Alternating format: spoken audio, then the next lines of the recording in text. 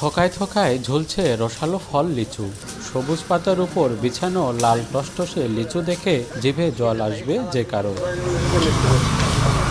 এরই মধ্যে নাটোরের প্রতিটি বাগান থেকে লিচু পাড়তে ব্যস্ত সময় পার করছেন মালিক ও শ্রমিকরা। আবার সেখানেই চলছে বাছাই ও প্যাকেটের কাজ। এবছর অনুকূল আবহাওয়ায় লিচুর ফলন ও দাম ভালো হওয়ায় খুশি চাষিরা। তবে গত বছর ১০০ লিচু ২০০ থেকে সর্বোচ্চ ২৫০ টাকায় বিক্রি হলেও এবার সেখানে ৩০০ থেকে ৩২০ টাকায় বিক্রি হচ্ছে। ফলে বাড়তি দামে গত বছরের ক্ষতি পুষিয়ে নিচ্ছেন বাগান মালিকরা। ভালো ফলন হয়েছে, আর আকাশের যে আবহাওয়াটা ছিল মোটামুটি ভালো ছিল, তাতে লিচুর মধ্যে পোকাও নেই এবং বাম্পার ফলন, দুর্যোগেও ক্ষতি হয়নি আমাদের। তাপমাত্রা বেশি কারণে কিছু আগুন লিচুগুলা পুরে নষ্ট হয়েছে এবং ফেটে গেছে। এই কারণে অনেক ব্যাপারী হয়তো বা যাদের আগুন লিচু ছিল তারা অনেক ক্ষতিগ্রস্ত হবে, কিন্তু নোমলা লিচু যাদের আছে পুড়েনি ফাটেনি, এগুলো খুব ভালো ব্যবসা হবে এবং ভালো ফলন হবে। লিচুর এতই ফলন, যথেষ্ট পরিমাণে লাভ হবে। ফলন ১০০ ফলন, পুরা নাই, কিছু নাই, ফাটা নাই, হাই দাম ৩,০০০ টাকা করে বেচেছি। নাটোর জেলায় যে পরিমাণ লিচু চাষ হয় তার বেশিরভাগই চাষ হয় এই নাটোরের গুরুদাসপুরে। প্রায় ৭০ থেকে ৮০% লিচু চাষ হচ্ছে এখানে।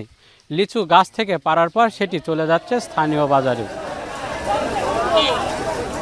উপজেলার বেরগঙ্গা রামপুর বটতলা বাগানে লিচু পাড়ার পর সরাসরি বিক্রির জন্য শত শত গাড়ি নিয়ে আসছে এই বাজারে, যেখানে লিচু কিনতে তৈরি হয়েছে উপচে পড়া ভিড়।